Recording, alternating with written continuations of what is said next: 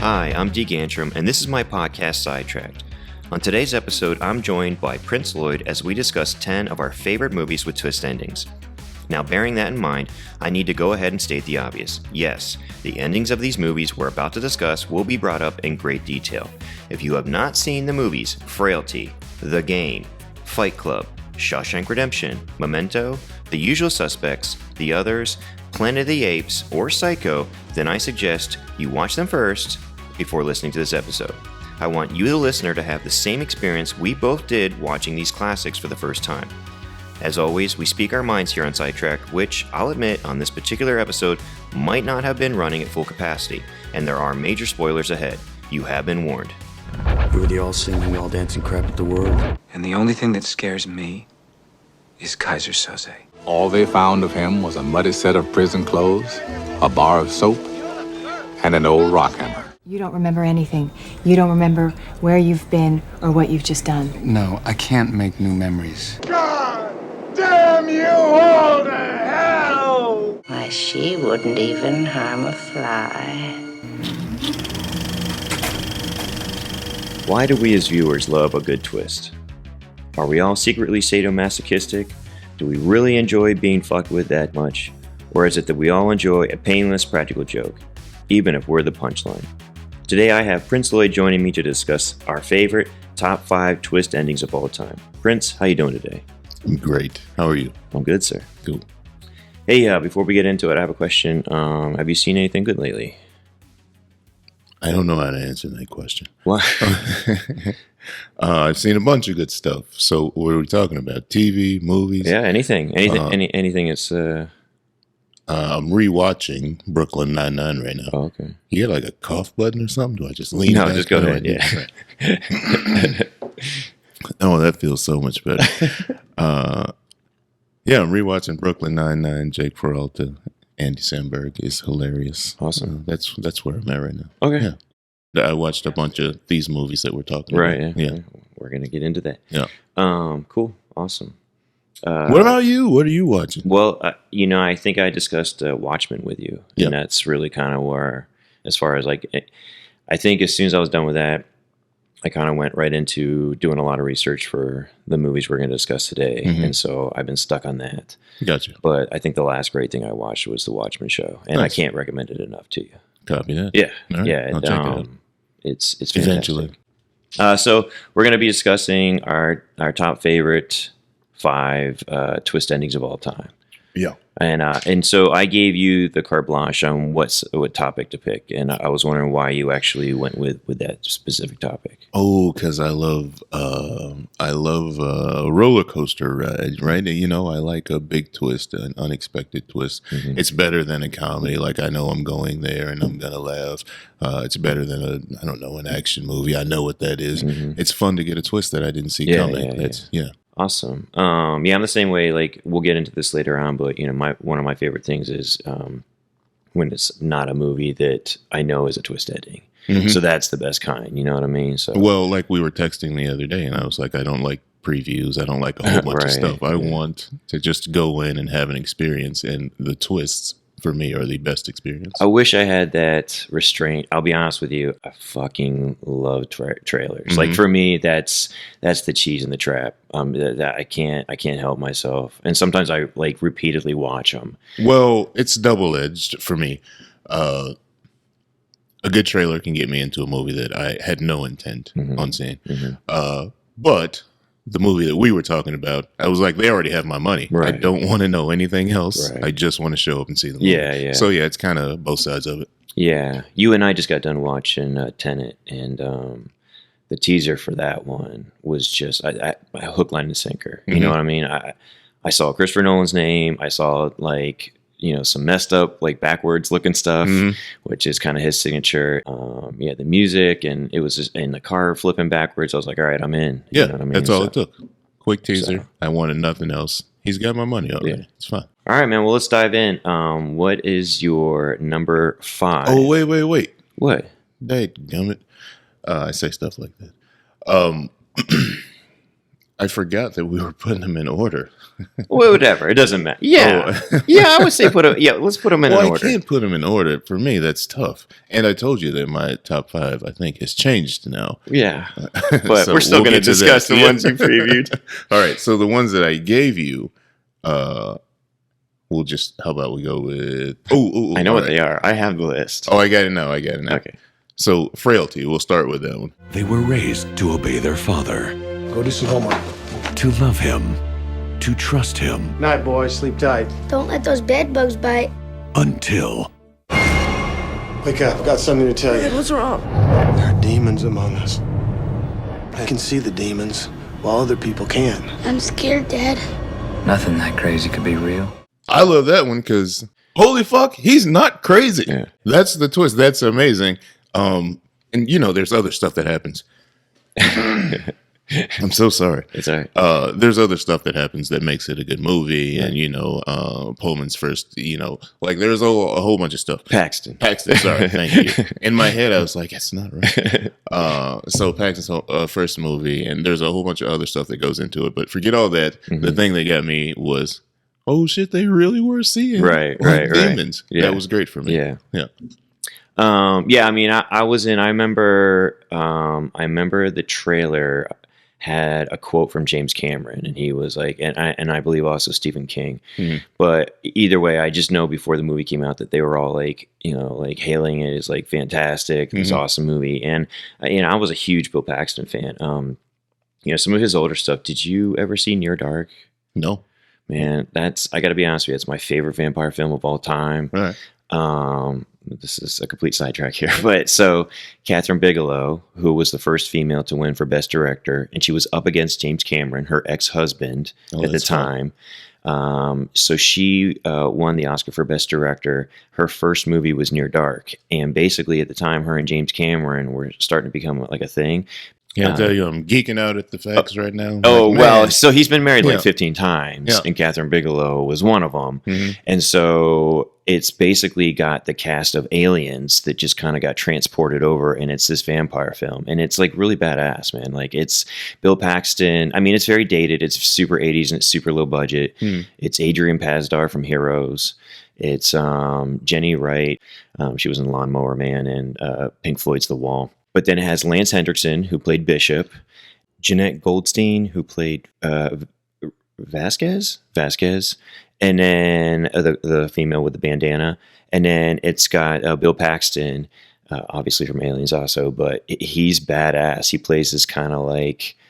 Of that list, I recognize 2 names, by the way. Okay. But keep going. So, Yeah, well, Lance Hendrickson, yeah. You once you saw the movie, you'd be like, all right, okay, I know these people. I'm sure, yeah. But it's awesome. It's a great, it's got Tangerine Dream did the score, and Nice. they did Risky Business and a bunch of other 80s, like James Caan's movie Thief. But it's a great movie, man. You should check it out. Yeah, Anyways, that's a complete other side thing. All right.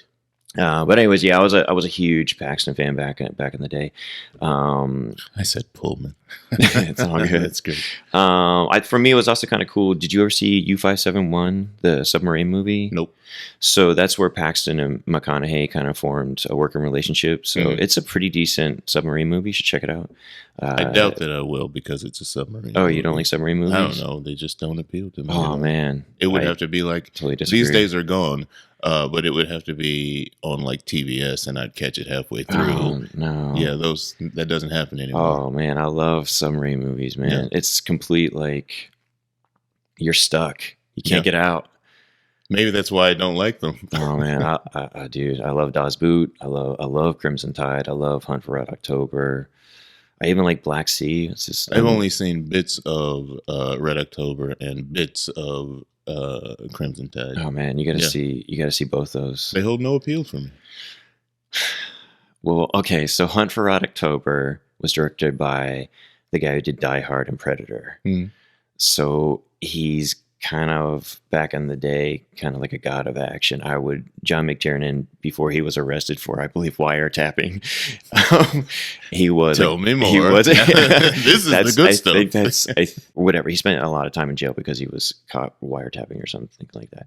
But anyways, yeah, Hunt for Red October is fantastic. You should definitely check it out. I've heard. And I swear by Crimson Tide. It is fantastic. You've never seen two gods of acting go at it like huge waves clashing.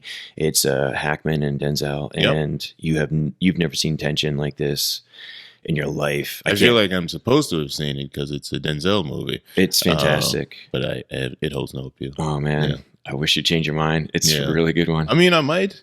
It's good. We can do a screening. I would love to. All right. I fucking love that movie. So anyways, they met on U-571, which was directed by Jonathan Mostow, who did Terminator 3. Mm-hmm. And then, did you ever see Tombstone with Paxton and Powers Booth? Bits of it. It has the same appeal of a submarine movie. Westerns. Yeah. So you would hate a submarine Western. Oh, that'd be the worst thing in the world. Cowboys in a submarine you would hate. Okay. How did you do this to yourselves would be my first question. Like, I wouldn't understand it. I don't know. Maybe some kind of time travel. Who knows? But anyways, wow, oh man. I got to tell you, Tombstone's like super good. I know. I should have seen it, but no. Yeah, it's really good. Yep. Definitely check that out. I think it's like one of those that's perpetually on my list that just never gets to watch. It's so good. It's George P. Cosmatos who directed Rambo 2. Mm. It's really good. And now his son is a director, and he just directed kind of a cool Nicolas Cage movie called Mandy, which is like this like fucked up like heavy metal horror film, and it's kind of. I do love everything Nick Cage is in. Yeah, I'm in that camp. I would say Mandy is his blip on an otherwise downward spiral career, but Mandy is fantastic. So you're in the other camp, I see. Yeah. I am self-aware of what he's doing to his career and his image. So yeah, although I'm into it all. Someone told me the Netflix cursing movie wasn't half bad. I haven't watched it, but I heard it's good. Yeah, cool. Yeah, I mean, the thing about that twist is you don't see it coming. For me, when I was watching the movie, I felt like it was almost kind of like a Stephen King movie. Like, almost kind of felt like a Stand By Me with like kind of like some more dead bodies than just the one, I guess. I don't know. But it had that kind of, it was shot like that. It felt kind of like childhood, like it definitely felt Stand like By Me. When you said Stephen King, I definitely feel the pacing and the way it was shot. Yeah. 100%. But then out of nowhere, that ending, it's totally messed up. And I will say, it was Bill Paxton's first directing movie. And I thought, the scenes where he's like torturing his kid, literally torturing his kid. I mean, I thought I got like super fucking dark, man. Like, I was kind of surprised. Yeah, it was great that it went that deep. I forget. I was just talking to somebody about the documentary on Netflix that's like super gory and graphic. And like some people are outraged by it. I think it's the Night Stalker one. Okay. Anyway. They were surprised by how much gore and all that stuff was in that. And I was talking to this person and explaining like, well, there's a reason that people are surprised by that kind of stuff, because you can tell that kind of message without showing all of that stuff. Right. And I think the way they shot those types of scenes with the kids in this movie was an example of that. Like, you don't have to go overboard. The kids are showing it in their faces. Something effed up just happened. Like, I really appreciated the way they handled the way they shot that. Yeah. One of the big tricks that this movie pulled, I thought, was it takes what you and I as movie lovers know is supposed to be the ethics of editing. And by that I mean the voiceover is coming from the person who they are not showing on the screen. And that's the trick. So when McConaughey's doing the voiceover, since he's not the older brother, right. You know what I mean? They layer his voiceover over that. And that's what gets the confusion out of you. Right. And I love that. I love that it's not technically lying to you. You just came in with the expectation, I'm so used to all the other movies I've ever seen, but it's not bound by any other movie's rules. Which I love. Yeah. Yep. And I love that the fact that, the voiceover's going over the wrong person. It's a total like, I think the actual hockey term is called deke. As a matter of fact, it's like a pump fake or something like that. Like, you just don't. I have nothing for you on hockey. Okay, yeah. I'm sorry.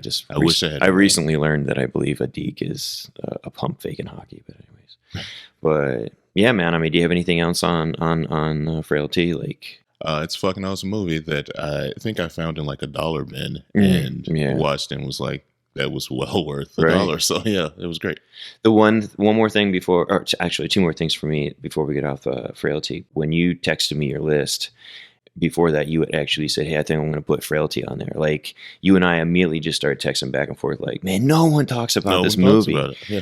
Don't go in with, like, you know, some kind of like insanely high expectations, but man, it's a fun ass movie. Yeah. And I think more people need to know about it. Agreed. Hopefully, you know, people go and see it before they listen to this. But yeah, I love the movie. The one last thing I was going to talk about is, and this is going to be a theme that I want to bring up for all the other movies, is one of the main components of a great twist movie for me is always the unreliable narrator. So I just want to kind of say that because I'm going to bring it up in multiple other times. So there you go. Gotcha. All right, for me, my number 5 is The Game. Consumer Recreation Services. Call that number. Why? They make your life fun. I'll call them. Do it. For you. I said I'll call, okay? It's just that I hate surprises. What are you selling? Oh, it's a game. A game. We provide whatever's lacking. And what if nothing is lacking? Admit to yourself that it sounds intriguing. I need the police. There's been a break-in in my house. No money, no identification. You are in a fix. I'm being toyed with like a bunch of depraved children. You're with them. You're behind the whole thing, aren't you? What are you talking about? You brought them to me. I am a very wealthy man, and whatever they're paying you, I'll double it. It's David Fincher's movie that he did right after Seven and before Fight Club. So if that kind of gives you like any idea where he was at in his career. And the reason I put it on the list is not that it's like, because the whole thing when I was coming into my list is I want to have a little bit of mix of movies that I feel their twist endings were important to cinema history, and then some others that are just flat out, they're the ones that got me the best, you know? So I would say for me that The Game, per se, as far as like groundbreaking, it is not. I fell for it hook, line, and sinker in the theater. When I saw it in the movie theater, I just could not catch up to how many times they were messing with me. It just doesn't stop. Which is the great part of the movie, right? Right. And so by the end, when it finally, the ending is Michael Douglas falling into this airbag like 5 stories down. Well, even one step before that is he has to shoot his brother first. But I mean, but that's one of many levels of like messing with, you know what I mean? There's so many, you know, his brother finds the keys in the glove compartment, and then the next scene, the woman's saying his brother's in on it, and then, you know, shooting him, and then just the million misdirections in that movie. And that's the thing is, The Game does maybe 20 twist endings, really, technically. At that point, sometimes it could almost become comical, but under the guidance of a David Fincher type director, I would say that he pulled off the magic trick. There's a couple things, you know, like at one point, Michael Douglas, like, you know, obviously has a prop gun, but he shoots a tire and the tire goes out. And I'm, you know, of course, you have to be able to suspend a little bit disbelief, you know what I mean? 100%, yes. To get anything out of The Game. But I would say, honestly, that if you can identify and relate to The Game, I would say if you kind of go with it and suspend a little bit of disbelief and kind of go on the same journey that Michael Douglas goes on, you too can kind of maybe come out of the movie if you let movies affect you with a little bit more profound enlightenment as for how to treat people and have a little more respect. It's a movie with a message. Yeah. There's a message. It's a big message that he has to learn over and over and over again. I really enjoyed the movie. I remember seeing it way back in the day and walking away thinking, that was a good movie. But it didn't have the same effect on me. It didn't hold the same weight with me. I saw it as a Christmas Carol, so again, a movie with a message and that kind of thing. So the twist was always that he was going to. So maybe that was the twist for me. Is this the time that he wakes up, and then finally when he actually does shoot his brother and then just jump off of the building? Yeah, that's like, what else? Where do you go from there? Right. So that is a good twist, I guess. Yeah. It just completely freaking got me, you know. And, you know, going back and looking back on the movie, and I've studied it multiple times, and just, you know, doing some of the research and just noticing a lot of it. Like, you know, one of the things Fincher does so good in this movie is he makes it so that Michael Douglas is basically in a maze, it's forcing him to go a certain direction. Right. And if you look at a lot of like the architecture and the structure behind Michael Douglas, like a lot of walls have specific lines that are drawing him to go specific ways. And I think I almost want to say they picked like San Francisco as a location based on the fact that they would take these shots where, you know, you have these lines for trolleys that he's driving over that are basically like forcing him to go specific. Can I say one small Sure, thing? go ahead. Because you brought San Francisco into it. That was actually a thing for me. I was like, they don't use the city enough in this movie. Yeah, you know, it's funny when okay, this is a complete side story, but you know, and I've talked to you a couple times about this, but I'm a movie locations nerd. So if I find out that I'm going to certain places, I will try to take an extra day to go search that city out and find out like movie locations from some of my favorite movies. And so when I knew I was going to visit our old friend Vince in San Francisco, I immediately started like Googling like San Francisco movies. And of course, stuff like Vertigo comes up and The Birds and, you know, what else comes out? Like Basic Instinct, but there's some. Mrs. Doubtfire, obviously. But never do people really think of The Game. The Game, yeah. right? Yeah, it just doesn't come up. Yeah, yeah. To me, it felt like it was any city USA. It didn't have to be. It kind of felt like any kind of grimy city, but yeah. So I guess that's one thing, but that's not really a nitpick. That's a neat thing. I just love that city. So yeah. Do you go there? Use it. Are you familiar with the actress Deborah Kara Unger at all? That sounds like a bunch of sounds you just made. No. Canadian actress. So she's the blonde in the movie, the main actress. So she's great. She's fantastic. Yeah. So this is what I know her from. So she did a David Cronenberg film with David Spade, and they're very similar. The two of those. Are there two? That's the same person. I'm just saying it wrong. They're not. But anyways, so she did this movie with. I don't even think there is a David Spader. Whoever the dude from Ultron. It's James, right? Oh, is it James Spader? Who's David Spader? David Spade is the SNL guy. Yes. Dude, yeah. Okay. So That's anyways, fun. yeah. James Spader. You can cut that out. It's fine. Nah, I'm leaving it in. I'm totally fine with that. I said Pullman earlier. Yeah, exactly. We'll be doing this all evening, folks. But yeah, so James Spader and Holly Hunter, and it's this fucked up movie about a underground type of group of people who are sexually aroused by car accident victims. What? So yeah. You said this is a great movie? It is a very good film, yes. You do have to kind of like relax your mind and be able to live in that world. But David Cronenberg is the king of body horror films. He did The Fly, and more recently he's done some more serious stuff like Eastern Promises and History of Violence. History of Violence. Viggo Mortensen, yeah. But it is a good movie. It is a good film. In my head, I see them in that movie watching the movie crash, and it's just like a whole thing. Funny you should say that. So one of the things in this group of people is that they like to watch. They'll just sit around like, oh, this is so weird.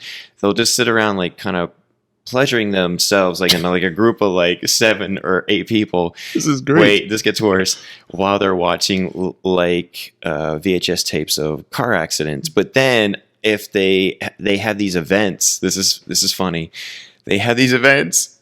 I swear, this is a good movie.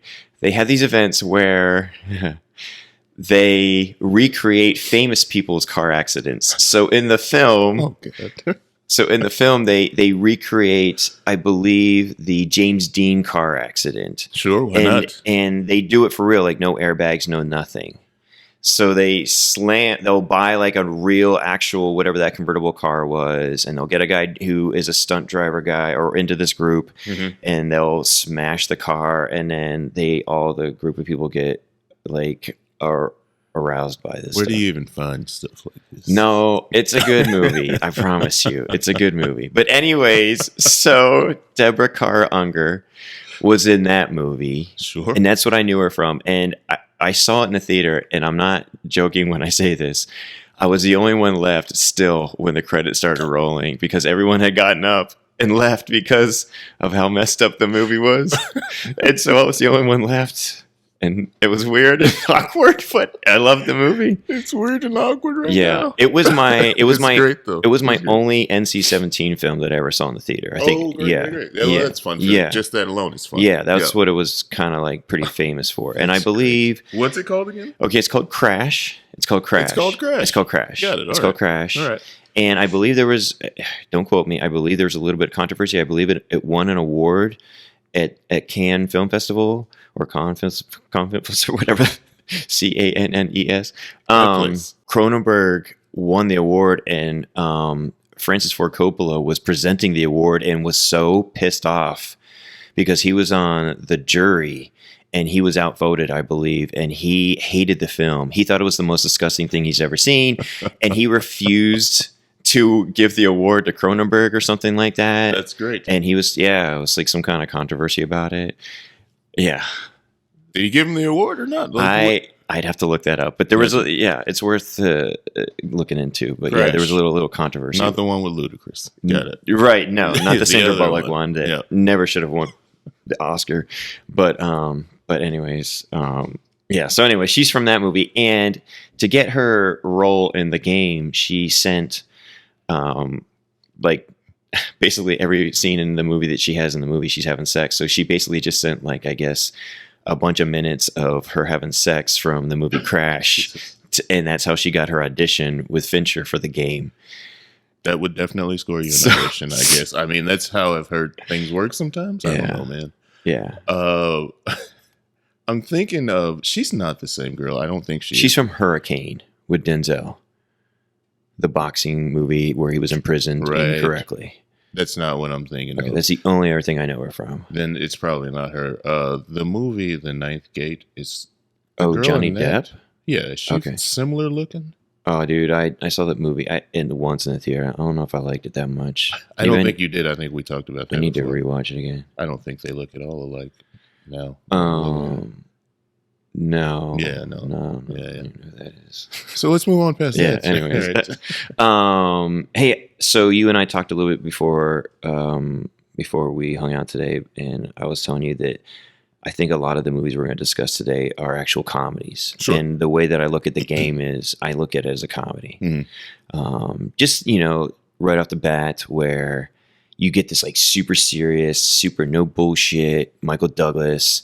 And even when like one of the people who works for him wishes him a happy birthday, he almost like grunts at her. He's like, and then so he doesn't say anything. And so his secretary lady or whatever says thank you to the lady to excuse her because she knows how pissed off that Nicholas Van Orton is in the movie. And he's just so super serious and stuff. And then out of nowhere, you get this. There's someone called Seymour Butts who's trying to give you a call. Right. And then so he goes, okay, make reservations at this. I think this is easily a comedy if you put like Steve Martin in there. I mean, it's it's easily a comedy. So I'm 100% with you. Yeah, I think because this is like one of my absolute favorite Michael Douglas films. I thought he's fantastic in it. I mean, the reason that I really fell for every one of the 12 endings was because of his performance. Like I was totally into it, and I was like, man, this guy is not catching a break. I'm believing everything he's having to go through. But so sorry, just to finish up that one thing. But so when he says, hey, make reservation for me at the diner for me and Seymour Butts, and then as the woman's walking away, there's a little pause, and then he goes, make the reservation under my last name. Right. So just shit like that. And then just that type of setup and just other things that, even like situationally, even there was a scene where they get a ride in an ambulance because they rescue a man who's choking to death on his own vomit. Right. And so they're like basically forcing him to get into the ambulance because they need to go take him somewhere. Mm-hmm. And the whole time they're like, you need to fill out this paperwork. And he's like, because he's still a prick, so he's like, can't she just do it? Like he wants to have nothing to do with his almost dead body. And it's so comical because they're like, well, your wife said she's not my wife. And he's constantly like correcting what they're saying. It's like when we talked about it earlier being similar to A Christmas Carol. Scrooged is A Christmas Carol, and it's essentially the same thing. This guy's a dick. He needs to be taught a lesson. Yeah. This is how we're going to go about it. I think Michael Douglas is the thing that makes it like more serious. If you put Bill Murray or you know one of these guys into that role, they're going to turn it into a comedy very easily. So yeah, I totally see like the two sides of that same coin on that one. Yeah. I mean, even knowing again that it is a twist ending, which again is in turn a practical joke on you as the viewer, that you already have to kind of go in with somewhat of a sense of humor in a lot of these movies. Right. And some of that we'll bring up in some of our other movies. But yeah, I would say, especially knowing the ending, that shirt that he holds up, I was left for dead in Mexico and all I got was this t-shirt, which for you kids may not know that was kind of a trendy t-shirt, 20 years ago or something like that, but maybe even more, which makes me super fucking old. But anyways, so that shirt, both of us. Right. But, like that knowing that technically this whole movie is kind of leading up to that as the punchline, like that's... this is kind of a long running 2 hour long joke.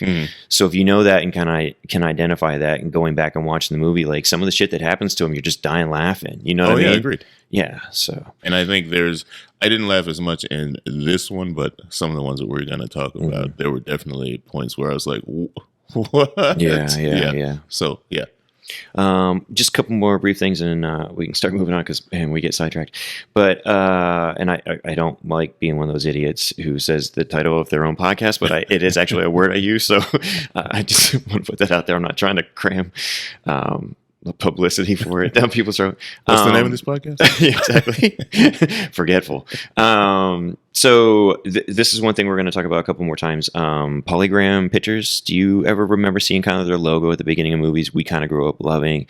Yes. Okay. Yes. They're kind of notorious for doing a lot of Coen Brothers movies. They did Big Lebowski and possibly Fargo, I think. But they were really popular. I don't know what happened to them. I think they went bankrupt. But they did The Game. They did one of our other movies we're going to mention later on. They had promised the role to Jodie Foster, and so when they had announced her being in the next David, they said that they were at Cannes Film Festival or Cannes Film Festival, and they were announcing that they had struck a deal with David Fincher and that Jodie Foster was going to be starring in it with Michael Douglas, and then some stuff went down or whatever, and they ended up not casting her, and so she sued them for $55 million. Again, I don't know what happened with that lawsuit, but I feel like I'm starting up a lot of stories where I don't know the endings of them. A lot of cliffhangers. So yeah, a lot of cliffhangers. So stay tuned for my cliffhanger podcast. But yeah, so I don't know the ending, but she did end up suing them for $55 million. So thank you for telling me you didn't know the ending. I know you could see on my face, like, tell me what's going. So great, thank you. Yeah, exactly. I'll look that up later. The one other thing I wanted to call out is the score. This is a score by Howard Shore, who also is famously a David Cronenberg composer, and he did do the score for a movie we mentioned earlier called Crash. Of course. So yeah, just want to point that out again. Another shameless plug for Crash. One of the most fucked up movies you'll ever watch. Not the ludicrous one. Again, not the Sandra Bullock. Shouldn't have won Oscar movie. Yes, that one. Correct. She was in that? Wasn't she in Crash? Of course she was. Jesus. I saw the movie once and I was like, oh my God. I remember Michael Pena and Ludacris. That's gotcha. Yep, okay. Your former voice message, Ludacris. That's my God. That's a complete side story. But yeah, the score I thought was absolutely fantastic. He was doing these kind of like almost trickling piano key type of right. And I constantly felt like in the movie, the opening logo of the movie is this puzzle piece just kind of crumbling and falling. And obviously that's exactly what's happening to Michael Douglas's character in the movie, but you just were totally supported with that theory with these beautiful piano key scores that Howard Shore was doing. And he's done everything from Lord of the Rings to many other movies. He's obviously one of the most famous composers of all time, but right. I just felt like that was worth calling out. And then I know Fincher was still coming into the movie business. He had a little trouble with Alien 3. That's a complete other podcast. But, Seven was really his first, what he would call not disowned movie. Mm-hmm. And so for The Game to come next, he was still really establishing his look and the DP that did this one did Zodiac, and he just has like a very specific look. And this movie was just very, very shadow heavy, and I love the look of this movie. Yeah, I think I agree with that. Maybe that's the reason why San Francisco didn't get features as much, because it's not that kind of a scene. Yeah. I mean, I've been there. You've been there. Yeah, I like seeing it in daylight though. Exactly. It's a lie, man. Yeah. But yeah, he's a very depressing director. But anyways. I do have one question. Do you have anyone in your life that you would give a CRS card to? Ooh, that's a fun question. Yeah. I was thinking about that today. Here's what I'll tell you. I don't know who the person is, but I'm sure that's a hard yes. I'm sure there is someone. Gotcha. Yeah. Yeah. Yeah, there's some huge life lessons are in there, but the hard route to go. But all right, man, let's move on to the number 4 for you. For me? Oh, wow. I forget. Here we go. Oh, let's go with because we were on Fincher, right? Let's go with Fight Club, right? Oh yeah, man. Let's do Fight Club. Let's do it. If you could be either God's worst enemy or nothing, which would you choose? We're the middle children of history. We have no special purpose or place, and unless we get God's attention, we have no hope of damnation or redemption. Which is worse, hell or nothing? Burn the museums. Wipe your ass with the Mona Lisa. This way, at least God will know your name. That's a good one that I almost didn't put on my list because I was like, I know that's going to be on his, but I watched it again and I was like, no, I'm going to take it. Yeah. So it's fucking awesome. It's a roller coaster ride again. And watching it, knowing the ending is a lot of fun because you get to see the breadcrumbs and like they give them to you right from the beginning. I didn't realize that maybe because if you blink, you miss, right? You know, the little tips. But Tyler Durden and I forget Ed's. He's just labeled as the narrator, I believe. There you go. I don't think it has a name. He's just the narrator, I believe, in the credits. They're the same effing person. It's awesome. That's fantastic. It's so fun to go on that journey with him and then realize that, wait, I was beating myself up? Yeah. That's fucking great. Yeah. And that scene of him beating himself up, speaking of comedies, that's straight out of Liar Liar. Like, of course. You know, so again, this goes back to the darker movies having that very comedic tone. But this one, again, narrator being Tyler Durden was a huge twist for me. Unreliable narrator. Yes, another theme. Another theme, that's right. Yeah. And again, Fincher's look was fantastic. I liked it much better in this one, maybe because it wasn't, you know, a city that I have such an affinity for. Right. But yeah, I love this movie. I love it too. You know, you were talking about, you know, these early glimpses of Tyler Durden. And, you know, it was for me, I had another screening recently and it'd been a couple years. I mean, and luckily I had the Blu-ray and it just was a great presentation for me. And one of the things I noticed on this viewing is, you know, the first 2 times you see Tyler Durden, the quick flashes, the 1 frames, he goes on a cue of a specific word. The first time we see him, the word pain, I think it's the doctor or something like that, like it ends on the word pain, and that's when he appears. And then the very next time that he appears is when I believe they're at a circle group and the person says, open yourself, and he appears then. And it's just, you know, I just, going back now that I am fully aware of what a meticulous genius that Fincher is, going back now and watching how he does specific things. And one of the things we will be bringing up a lot in this podcast is that a lot of the big trick for twist endings is the editing. It's all how, and by that I mean everything. Structure, where everything's placed, glimpses, flashes, callbacks. It's all visually told with specific editing. Well, that's why we both love Nolan so much. Of course. Right.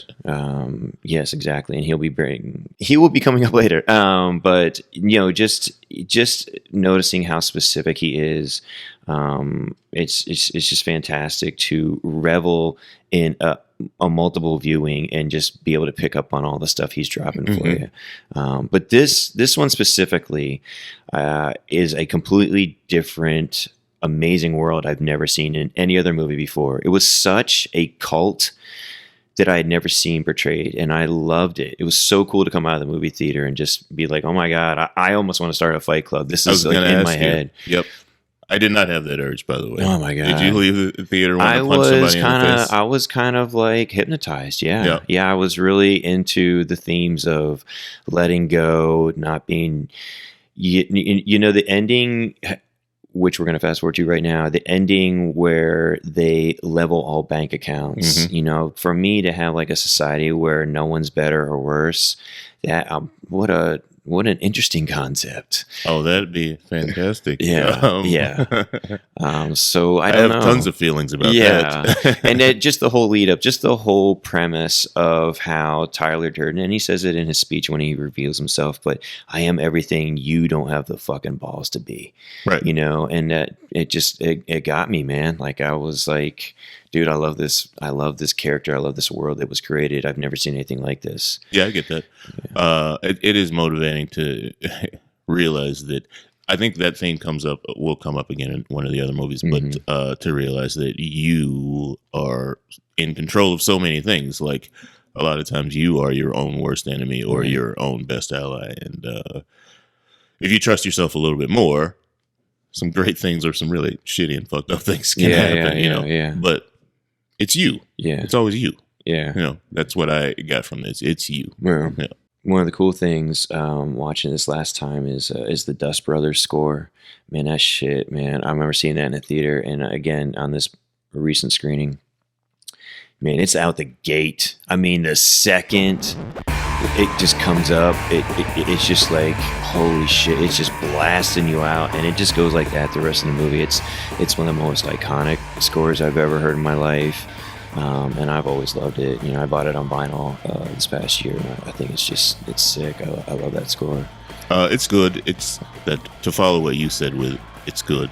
It's kind of a letdown, but no, I enjoyed it. In my head, the score doesn't stand out, which is not to say that it's not great because there's so many things that might be one of the lower things for me. But in my head, I just see like neon lights and that kind of thing. So I see the look stood out so much more for me in this movie than the sound. Oh, of course. Yeah, it's grungy. Yeah. I mean, it's grainy. It's back when Fincher was still shooting on film, and he really pushes his f-stops. You get like even more grain. But that's what I loved about the movie. It's got a real like tangible, naturalistic look to it, and it's just shitty. I mean, I wouldn't even begin to know where to look, but just I would love to see who is able to come up with either him or his set designer, just the grungy look of the Paper Street Soap Company, and just all the other locations are so shitty and grimy. That house is fucking gross. I almost feel like when you're watching the movie, you can smell garbage. You know what I mean? And he does that really well. You know, Tyler Durden's like taking a bath in that shit bucket of a bathtub, and it looks like the filthiest towel I've ever seen in my life just placed on his head. I'm like, whoa, like it's just like Jake Peralta's gray towel. God, it is just grimy, and I love it. But yeah, so you didn't overly love the Dust Brothers score? I didn't. I'm indifferent. Oh man, yeah, it's so iconic. It's so memorable. I'm kind of indifferent. It's a good score. It's not something that, and I've talked to you about this before. I don't know if you remember it, but I started watching a movie that I really wanted to watch, and the score was just really bad. It was just, it didn't go with the and I had to turn the movie off. I couldn't get into it. So I have those moments. I obviously didn't have that with this, but at the same time, I didn't have like a movie that we're going to talk about later. I didn't have a moment where I was watching the movie and thought, this score is fucking amazing. Okay. This totally elevates the movie. I'll be honest with you. I look forward to hearing what a score you think is amazing. All right, great. I wonder if it's the same one I think is amazing. I hope it is. Okay. We'll see. All right, cool. Hey, so I'm going to go over a couple of things with you. So I watched this Blu-ray. Do you own the Blu-ray by chance? No. Okay. One of the things that was so rad about this movie is the amount of times it would mess with people, obviously, even to the point where going out to credit, they show one quick flash, of a porno. But so when you put the Blu-ray in to play it, what comes up is the menu option for a Drew Barrymore movie called Never Been Kissed. And you're like totally flipping out because you're like, what the hell's going on? Do I have the wrong disc in? Like, how did I, you start to think like, well, maybe I confused it with like one of my daughters, like, like movies or something. Like, how'd that get in there? And then it cuts to the Fight Club stuff. And it's fantastic. Yeah. It was just a fun little thing. Yeah, that's great. I forgot that it did that. And it got me again, because I think I hadn't seen this Blu-ray in probably a couple of years, to be honest with you. And I remember it got me pretty good then. And then it got me again this time. Yeah, so it was just pretty fun. Yeah, it's cool. Yeah. Would you consider this one of the absolute probably must-see movies of all time? Because I would. How long's the list? All right, top 20. Yeah. I think it's that important. Yeah. I think it's super important. I'd give it top 20. I think it's original.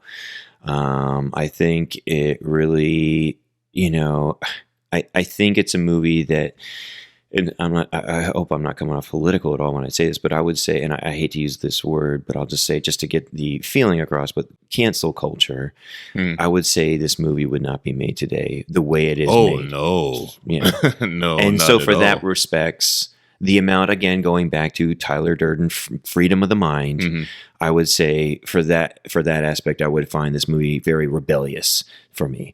And I stand by it. So yeah, I think there's a scene in there where I believe his boss approaches him and is getting ready to fire him or something like that. And Edward Norton goes on this, what would be considered nowadays disgusting rant about how he wants to come into the workplace with an AR-15. That's right. And that speech would never make it today. I kind of don't give that as much weight because there's a ton of movies, like Coming to America. Of course. I was thinking 48 Hours. Yeah, some other stuff. Today.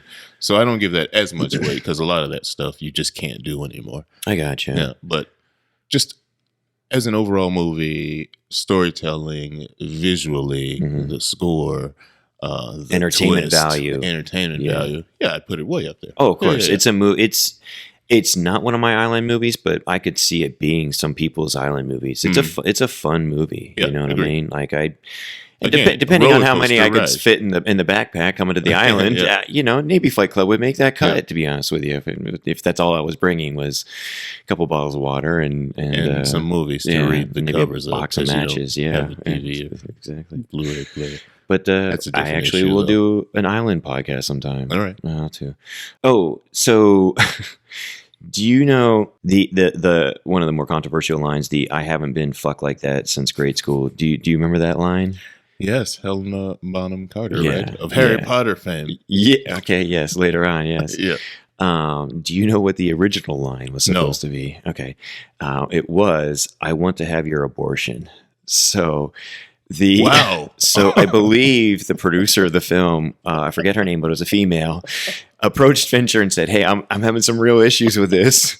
So how does that conversation go down? So, yeah, I don't know. A light knocking on the door. "Dear Mr. Fincher, can I come in?" Yeah. So I believe, according to rumors, is that Fincher said, "Okay, well, whatever line I replace it with, you have to stick with it." And so that's how they got the grade school line. But it's not the worst thing in the world to transition to, I think. I feel like good for him. I feel like 'cause both he are could have gone shocking. darker. Yeah. Like he could have gone a lot worse. Yeah, exactly. With those parameters. But yeah, man, I mean, it's again an unreliable narrator, which is again going to keep coming up in this podcast. But Right. yeah, man, it's a great movie. Do you have any other final thoughts on Fight Club? No, that's it. Just it's great. Yeah. Yeah. Agreed. Very agreed.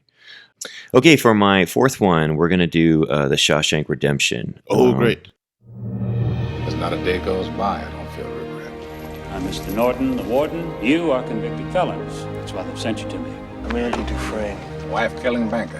Why'd you do it? I didn't, since you asked. You gonna fit right in. There are places in the world that aren't made out of stone. There's something inside they can't touch. What are you talking about? Hope. Damn it, Dufresne, you're putting me behind. Hope is a dangerous thing. Hope can drive a man insane. Oh, my holy God. Get busy living or get busy dying. I just did another screening of this movie For me, one of the reasons this movie made the list is because, again, this movie really presented itself as not a movie that has a twist ending. Anytime I see a prison movie, it's usually somebody just barely scraping by, you know what I mean? And just doing their time, or some kind of like, again, hurricane, or, just some kind of like, I've seen some good ones where, again, improperly incarcerated type of films, just survival of the soul. I feel like I should be giving you some titles. I have none, but I get the theme. Okay, I know like the theme. Papillon, the Steve McQueen, Dustin Hoffman classic. Sure. And actually, the remake with Charlie Hunnam and Rami Malek didn't suck, for the record. I feel like I didn't see it. I think the only movie I've seen with Charlie Hunnam wasn't he in like wasn't he in a robot movie? A robot movie? Oh, God. Am I thinking about the right guy? Jeez, I don't know. Am I doing a Pullman again? He was in that shitty King Arthur. He was recently the new Guy Ritchie movie. Shit, dude. I'm drawing a blank. But the new one with Hugh Grant, it's good. And he's in that. I don't know. Yeah. I like it. Maybe I'm not a big Charlie Hunnam fan. Well, yeah, obviously. that came across after the first couple questions that we weren't nailing down. Let's talk about Ludacris some more. Yeah, exactly. But no. So one of the reasons that Shawshank made the list for me is that I needed an uplifting twist. I feel like all the other twists on our list are borderline, real kind of cruel. You know what I mean? And this is the twist for me that I was just like, oh, like I was like filled with heart again. Like it's a great. I don't know. It makes you super so glad that happy. I'm recording this with you, so it makes I got to see you do the because that was great. Well, and again, everything's changed since becoming a father, of course. Sure, so I did over the past 9 years grow a heart, which I did. I'll be honest with you. Would I ever grab my heart before I had a kid? Probably not. No, I was a prick. But it changes. Yes, you turn into a human being and try to lead that way. So, but anyways, yes, I would say I needed something a little more uplifting. And again, every single time I watch the movie, there's a reason why it's the most popular movies of all time and most rewatched and just played nonstop on TBS for a reason. And one of the most popular home video. That's TBS twice now. I love that. What's that? That's TBS twice. Oh, now. do I keep mentioning that? No, I was the first time. That's you. Oh, now. Gotcha. Okay. Yep. Oh, yeah, that's right. Yeah, that's right. Well, it's just. I think that dates us. Exactly. TBS. Yeah. So kids back at never mind. Right. But no, it's just, there's a reason it's awesome movies of all time. I watched it again because I hadn't seen it in some years. I loved it. It's fantastic. Everything about it's great. I really love Morgan Freeman. Like, I'm trying to like get inside his head the whole time. Yeah. And like he's in everybody's head. He's got everything figured out. This guy knows all the angles. And even at that last parole hearing, when he does finally get out where he's like, fuck you guys, I'm tired of dancing. Like, it is what it is. Yeah. Let me go or keep me. You know? Yeah. And they're like, all right, you're out of here. Yeah. So that was all great. I got to the ending and I feel like that's not a twist. He was always innocent in my head. Oh, no. What are we considering the twist? The escape? Tunnel. The tunnel? The tunnel. That's a twist. That's a twist. You're right. Yeah. You're right. Yeah, because one of the things, and we can bring it up now, but the director Frank Darabont, creator of The Walking Dead. I do know this one. Okay. Yeah. And then he also did Green Mile, which I enjoy too. Right. But he did some other movie like The Mist. I don't know if you ever saw that. I love The Mist. Gotcha. He did that too. Could have been on the list. Okay. Copy that. There you go. That would be a dark ending. Yeah, right. But so he directed this one, and there's some great little subtle disarm you type of lines. There's a scene in there where he's talking about the rock hammer, just the dialogue of it's going to take you 600 years, and just showing how small the hammer is. And then when Morgan Freeman's character Red opens it up for the first time and he sees it and he goes, and he kind of almost like laughs and chuckles. He disarms you as a viewer.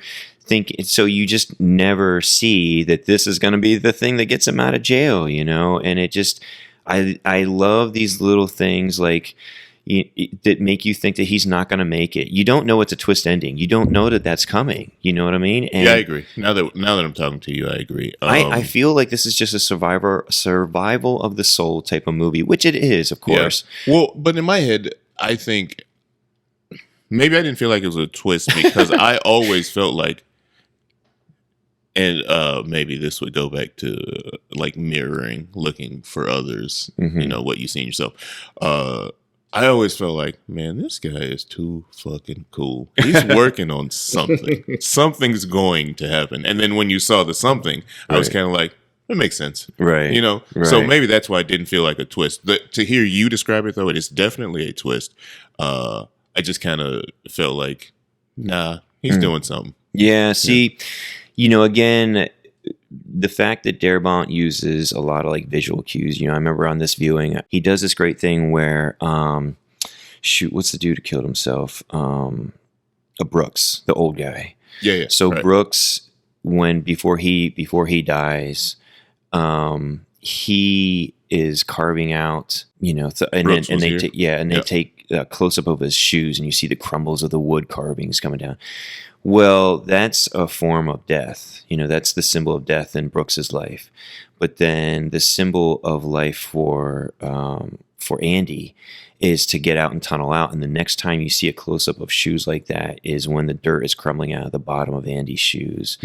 And just being able to see how Frank Darabont uses these visual cues to tie the story in, and just, you know, going back and watching it a second time, knowing the ending. That ultimately, I guess, I understand what you're saying as far as not being a twist ending, but I feel like any type of movie that you can have a completely different experience and different outlook on the second viewing, which you do with Shawshank, because now you want to pick up the pieces and see, oh, okay, I see what he's doing now. Right. And this is great. And I get a completely different experience the second time and third time. I would consider that kind of folds under the umbrella of twist ending, I guess. No, I get it. Yeah, I totally agree. Yeah. Yep. So. But as far as great movies go, it's a fucking great movie. It's the best. Right? I think I consider Andy and Red one of my favorite on-screen duos of all time. Sure. Yeah. It's the beginning of what we now know Morgan Freeman's narrating career. You know what I mean? That's right.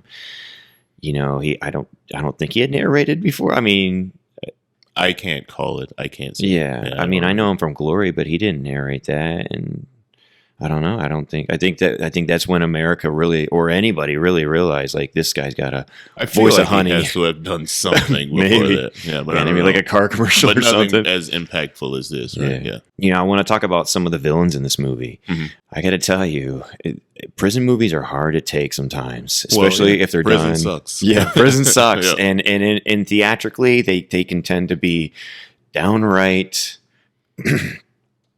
hard to get through sometimes. Viewings, you know, the fact that Andy is getting raped for the first 2 years, that is rough. I didn't remember. That's a rough one. And I was like, whoa. Yeah. That's not his imagination. And it's not that just that he's getting raped. He's fighting back, which means that they're punching the hell out of him.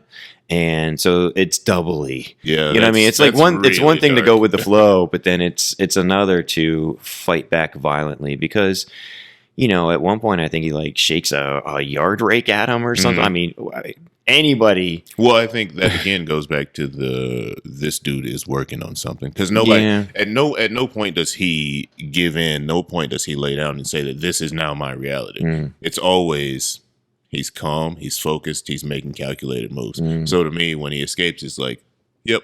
Gotcha. Yeah. There's a popular allegory running on the internet that this movie is tangible to the life of Christ and stuff, and so they relate Andy to coming in and bringing hope into the prison. I don't know if I fall in with those beliefs, and it's not even really, to me, actually even worth mentioning. But I was going to say, again, I didn't know there was a twist coming. So for me, just enjoying seeing him be able to play the music at top volume and just keep reminding these guys constantly, because again, prison sucks.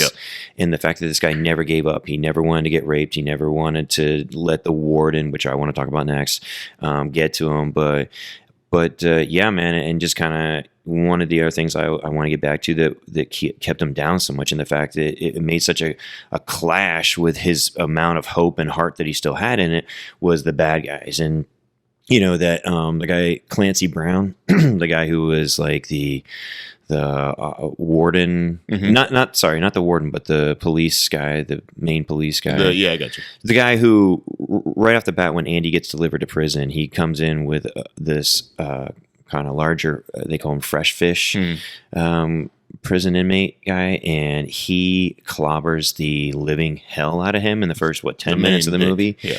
And that sets it up like right off the bat, like, boy, if you do not toe the line in this movie, right, I'm terrified of what Clancy Brown, I don't know if you recognize him from Highlander. Never was. Oh, okay. Cheesy 80s movie with a great score by Queen. Familiar, just never watched it. Yeah. If you want to relax one night and watch a really cheesy 80s movie. Again, the score is what makes up for it. It's a good relaxing movie. It's a good relaxing movie, yes. Got it. But the score is, again, a great score. Copy that. But it's awesome. But anyways, but he's the villain from that. But he was violent. He was vicious in this movie. He was very violent. He was very vicious. He was very, very much over the top. And you found yourself rooting for him to get his entire Which time. I'm not sure. I'll be honest with you. I'm not sure he did. They say a line at the end where they're like, "Well, I heard when he was escorted out that he cried." No, you're right. He did it. No, how about like a twisted ankle, or maybe like someone tie a shoelace together? That he didn't get nothing. He didn't take a beating or but anything. I think the only, again, maybe I'm reading too much into it. He ended up. Okay, so he beat up the other guy I was going to bring up, Boggs, the rapist, the guy who's in charge of the sisters. Right. So he beat Boggs up, which I guess is a redeeming. Sort of. Yeah. He's still a complete but he asshole. Only did it. He was self-serving in of that, course, you know, of so it course. wasn't, there's no redemption. All right. Hey, I'm not disagreeing with you. I do have to talk about the actual warden. Man, that guy was fantastic. He's great. The actor who played him was fantastic too. Yeah. You know, one of the first lines that he comes out and he's addressing all the new inmates, he's like, "Put your trust in the Lord. Your ass belongs to me." He had all these like really kind of like, you know, cool lines and stuff. I think even at the end, like some of the lines that he says just kind of stick in my head. I remember when he throws the pebble through the poster, and he's like, "How about you, like Miss Britches or something, like Missy Britches or something like that." Well, the fact that he's having a tantrum at all, like you're a grown man that just told all these inmates that your ass belongs to them, dude. and then you're doing this. And it's such a great shot too. You know, they tear down the poster and they take this POV shot from the tunnel, and it's almost kind of like this Scooby Gang, like Morgan Freeman kind of does this like side head thing, like just pop in, like what, like. There's a damn hole in there, and it's fantastic. I love it. Speaking of that scene, I did, which I quickly reconciled with myself after reading this, but I did read a question that was like, how do you get the poster back down? Yeah. I don't. Maybe the bottom wasn't tacked on. Yeah, that's all it was for me. Like it fell back down. Who cares? It's a great. You know, of course. Yeah. I mean, if you're nitpicking that type of stuff, right. So of course, you know, this is based on a Stephen King novel. Yep. I believe it's called Rita Hayworth and the Shawshank Redemption. Love Stephen King. I was not a very good reader as a kid, and then in the 8th grade, which I still like look back on this and think, fuck, it's even an 8th grader, this book. Shit, I just forgot the title. It just escaped me. And it's the wrong title. I'm completely wrong. Oh, gotcha. The story still applies. Fantastic. It still applies. It still applies. I love every second of this. You keep all of this. It's John Grisham that I'm thinking about, but it still goes back to... Gotcha. So the wrong author. Yeah, wrong author. Fantastic. Completely the wrong This author. is even better. It's John Grisham that I'm thinking about, and it goes back to who the fuck is giving a kid this book in the 8th grade? But it's the same thing for this one. Like, who's giving this kid this book and reading like the rape scene, right? You know, like that kind of thing. But it's just a good book. It's a good read, and I think I'd be okay with an 8th grader reading this. My 8th grade self reading this. Right. Yeah. I'm trying to remember it because it's going to kill me. I have to say the title of the Grisham book. It's the one where it's Sam Jackson is in the movie. A Time to Kill. Oh, okay, I got you. Time to Kill. I got you. The Sandra Bullock movie. Was she in it? I don't know. Wasn't she? I think so. They're saying I might just be inserting Sandra Bullock into movies that she doesn't exist in. No, I think you're 100% correct that she's in all of these movies. But I'm going to start putting her into other films. She was fantastic in The Shawshank, by the way. Right. But yeah, God, Jesus Christ, That was a great tangent. Um, Yeah, but back to Shawshank. Now, yeah. and Stephen King.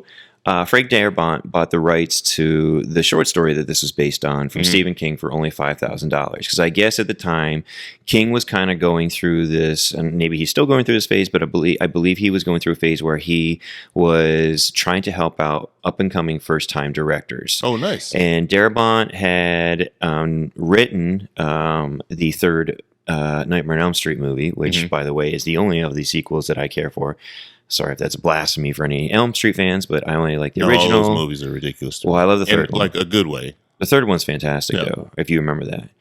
Which one? What's the Well, subtitle? it's Dream Warriors. Sure, yeah. It's I believe it's the best one. It's Larry, not Lawrence Fishburne, Mhm. and it's written by Frank Darabont. So it has a couple things already going for it. Like it's Gotcha. it's good. But anyways, he had done that, and a Was couple. Sandy in that one? No, No, good. no. But no, Sandy Dufresne. Back to Shawshank. So, but anyways, he paid $5,000 for the movie, and King was going through a phase where he was inspiring young up and coming directors, and so he was offering like low prices for some of his short stories. That's pretty great. So King never cashed the check.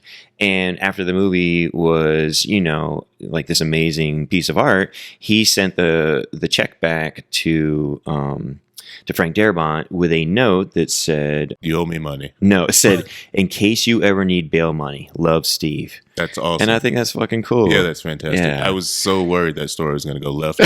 No, what you were worried about is that once again I didn't know the ending. You're right. That was the bigger fear. That's great. That's great. But yeah, that goes back to why I love Stephen King. Just as an author, I don't know anything about the man personally, but that fits the guy that writes those books. You know what I mean? Like he's putting out all these great stories and that kind of thing. Yeah, I love him. Yeah. This is so ridiculous. But again, this is one of the movies on this list that is different from the other ones, where this is actually a reliable narrator. Mhm. Because and then that might go back to the no twist for me in my head. Gotcha. Yeah. But at the same time, Red's character's ignorance of what Andy was up to is also Makes the him twist of it. unreliable. Yeah. Yes, I would just say that Red was just not lying to us. He was Mhm. technically telling us what in his world was happening, Right. which I guess maybe could be said for Fight Club and some of the other ones. Sure. But yeah, it was just kind of different in that.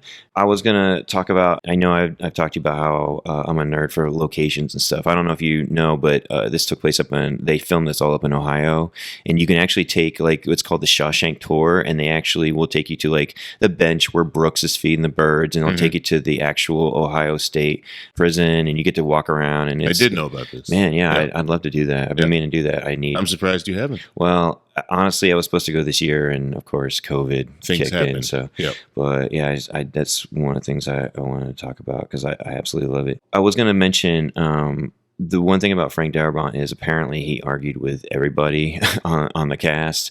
Morgan Freeman's kind of come out, talked about how tensions were always high and how Darabont was like doing like a million takes because he was like not familiar with how to direct. It was his first time, so he was like over directing, and so there's a lot of issues with like between him and Tim Robbins.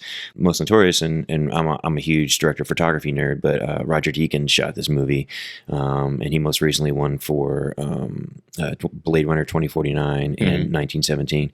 But he also did Skyfall, and he's just like one of the best DPs. Oh, I love two of those movies. Which one don't you care for?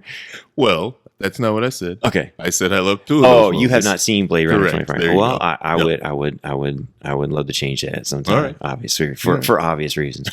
But yeah, so he shot this, but I guess one of the huge issues was Darabont and Deakins were like just going at it like nonstop. So that was like a big issue on set. But well, it turned into something great. Yeah, so exactly. Whatever.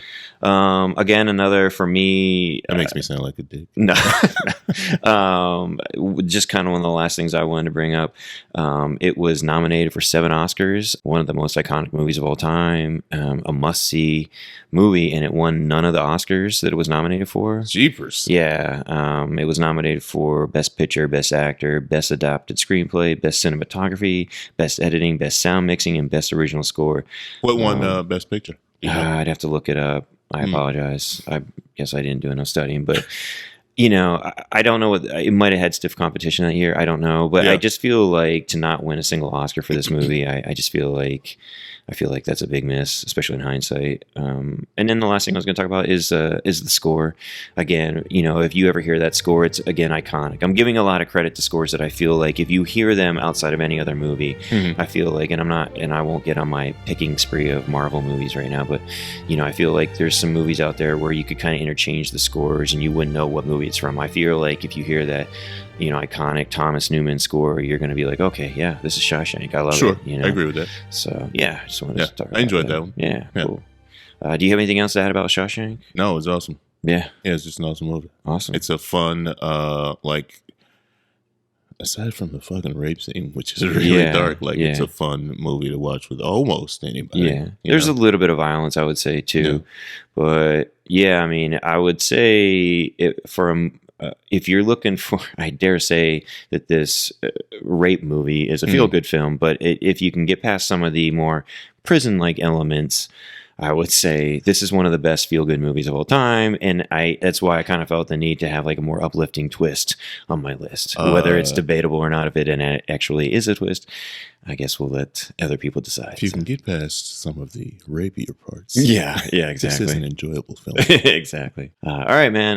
We got about half an hour left, so we're going to speed it up just a little bit. And I take full accountability because I am usually the one who's yapping so much. But this is great. You're up next. I forgot. Okay. This is how this works. I'm going to. It's every time I do this. One for you, one for me. Where's my list again? I forget. Oh, here we go. I have your list. If you ever want me to tell you. We did Frailty. Mm-hmm. We did Fight Club. Let's go into Nolan. Let's get into Memento. Yeah, let's do it. I have no short-term memory. Since my injury, I can't make new memories. Everything fades. If we talk for too long, I'll forget how we started. And next time I see you, I'm not going to remember this conversation. I don't even know if I've met you before. I've told you this before, haven't I? We just watched Tenet. I know that. I don't think that. Yeah. But we just or watched did we? We just watched Tenet. We both love Nolan. I love how he plays with time. And when you think you got shit figured out, I'm going to go this way. I love that kind of stuff. And to be told a story in this way, and then on top of it be told kind of in the same way that Tenet has another story on top of it, and it's going in a different direction, and you're like trying to keep up with it all, and then at the end you're like, wait, what? Yeah.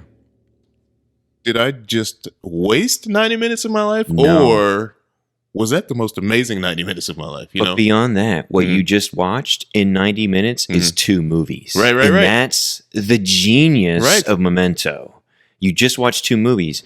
I'm so sorry, man. I know this is your movie, and that's great. I'll be honest with you. Memento is my second favorite film of all time, and I felt very gracious to give to you. I love that you had it on your list. I loved that it made your list, and I can't wait to hear more about what you think about it. But one of the things I wanted to tell you is that the DVD special edition had this kind of like case folder. It was like that kind of like light blue papery type of open folder where you'd have like a mental patient's case history stuff on it, and so you open it up, and the DVD's in there.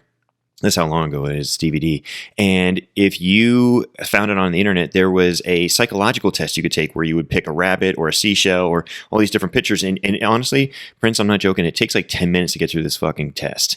But if you can get through it, it reorders the clips of the movie and you can watch the movie in proper order. Shut up. That's great. And you just watch 2 movies in the same span of 90 minutes. And it's amazing when you think about it because you get a completely different movie, I assure you, and it's still rad as shit.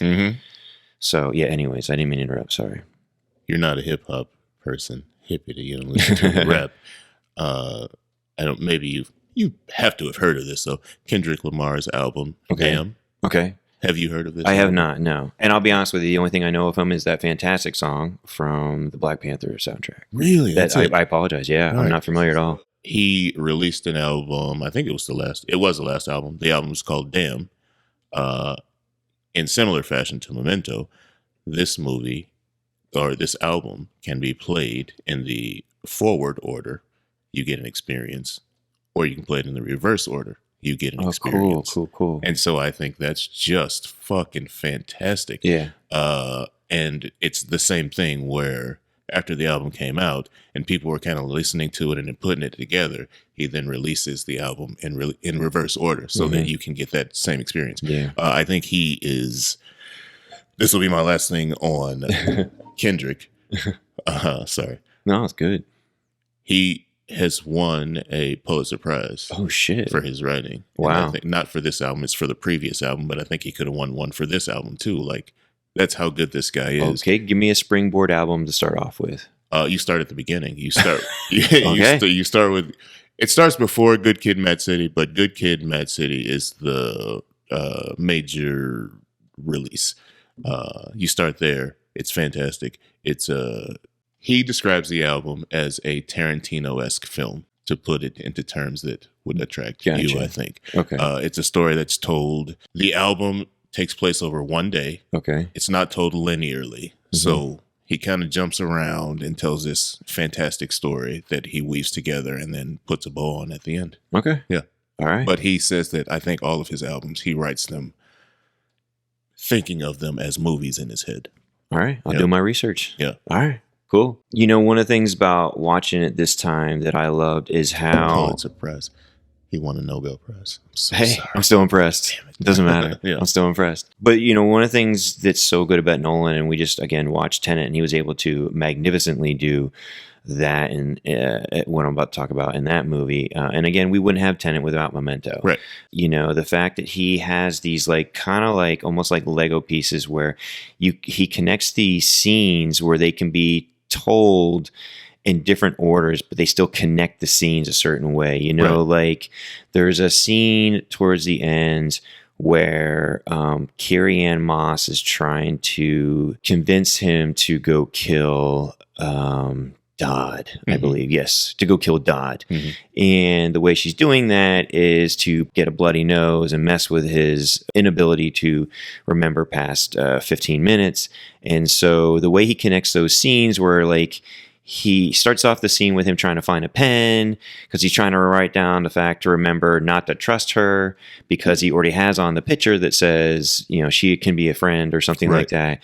So, you know, just to start off the scene like that, but then to how that being the Lego lock that connects the other scene when it's being told in the different direction. It's just...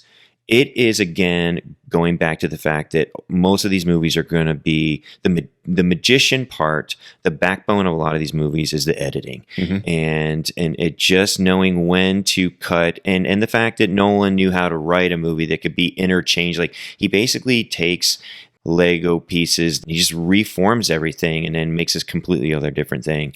And I love that he can connect the scenes like that. To reference a show that we both watch, I think he's like Abed in that way, that he can see these different timelines and kind of play with them and mix them together.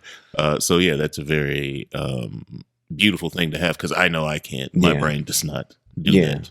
Again, just coming out of Tenet, and you and I will have to talk about this later on. We'll try not to spoil too much stuff with Tenet because I think you and I need to do like an actual like commentary for that movie. I'd love to. But you know, between that and The Prestige and Inception, so good. I got to tell you, Nolan's movies, everyone's using everybody. Like everyone's out for some self-service stuff. And he like, and in that aspect, when you think about it, not so much like the dark, gritty look that Fincher goes for, but in the, once you realize what you actually just watched and you get to the end and you realize the tone of it, you realize everyone is using everybody in all his movies.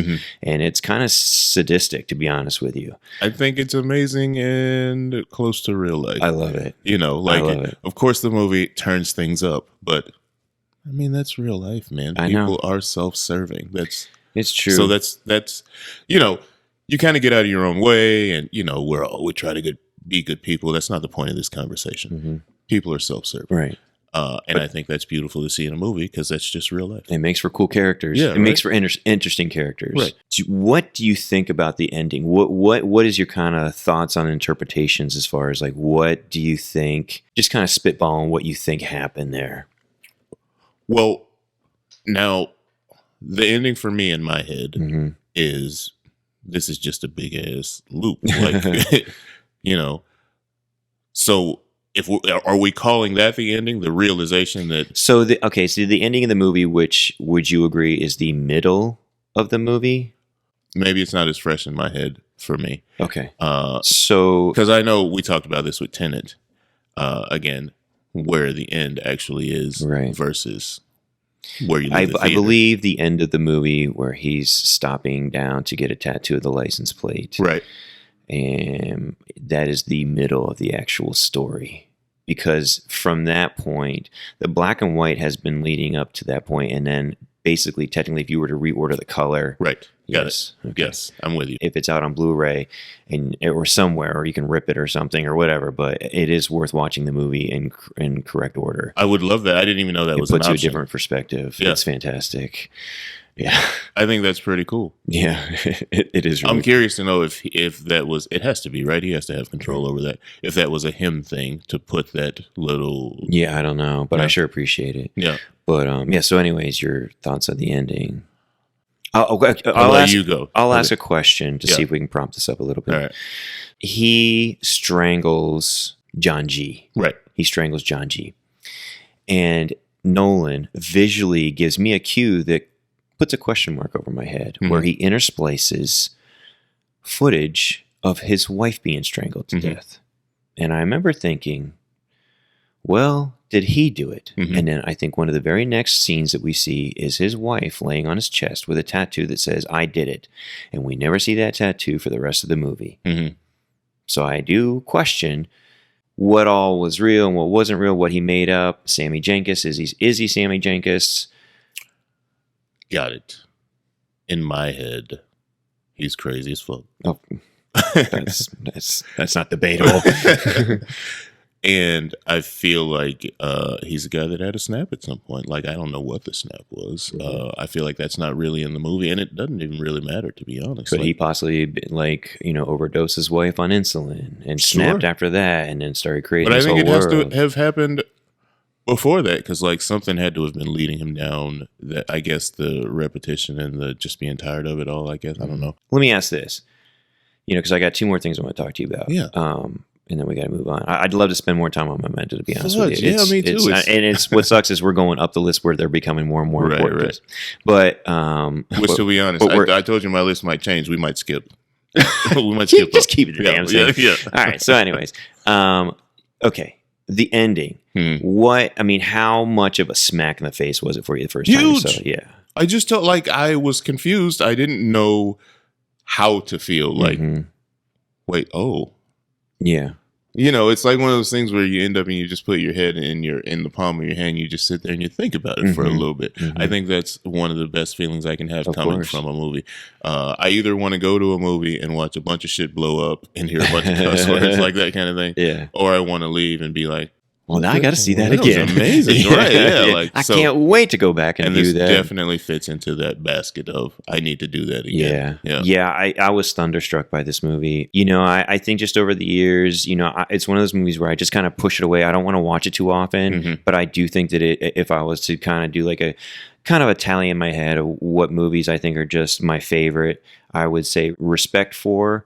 I would say Memento is probably my second favorite, and that ending was just like the cherry on top of an already cool and, in my opinion, very original film. I mean, yeah, you can chop stuff up, and yeah, it did come, I think, a couple of years after Pulp Fiction, but playing with time, and I do also realize that there was kind of a huge 10-year trend of movies twisting time up. But a I lot. think that makes it even more amazing that it came out after, and it was still able to be as impactful to me as it was. This thing has kind of already been done. You're the guy doing the stuff.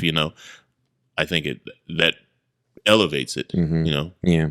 All right. One more thing I want to discuss about this movie, and we got to move on, is again, watching it this time, I have to really, really say that again, I see this as a comedy, straight up. Really? Yeah, I really do. And I think one thing I will say I regret now is, I don't want to say that he's Mr. Hollywood. I am a Christopher Nolan defender, big time. I don't think he would be doing movies now where there's a speech in there where Carrie-Anne Moss is doing everything linguistically in the most vile way to get this guy pissed off as much as she did. And I mean, some of the filth that's coming out of her mouth, I don't think we're going to see dialogue like that from Nolan movies going further. Sure. I don't think. I mean, I think he's very well known, and this is more when he was kind of coming out of his like, I can be kind of artsy. I think Memento is an artsy comedy. Agreed.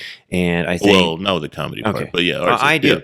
Yeah. Is he chasing me or am I chasing him? That's a great line. Yeah, that's great. The way Teddy's always fucking with him. The renting 2 rooms on top of, his hotel bill. I think for me, it's less funny because it's so scary. And again, it goes to mirroring. I'm a person that likes to be, I'm constantly thinking of where am I? What am I doing? Like, I like to be in control of my surroundings and in my situation. So when he's, they're running. Well, that's not going to happen during a movie that has an unreliable narrator. Well, sure. But you're already in a house of mirrors. Yeah. When you go into someone like, okay, I won't spoil the more recent movie with purple and green, but when you have when you're living in the head of a psychotic, great, by the way. Of course, yeah. But when you're living in the head of a psychotic, bro, the room's going to tumble upside down a couple times. You know what I mean? And well, then maybe that goes back to who you are again, the viewer. Like, which mirror are you choosing to look at? I guess. You know what I'm saying? Yeah. So, which reflection are you seeing? What things are you seeing?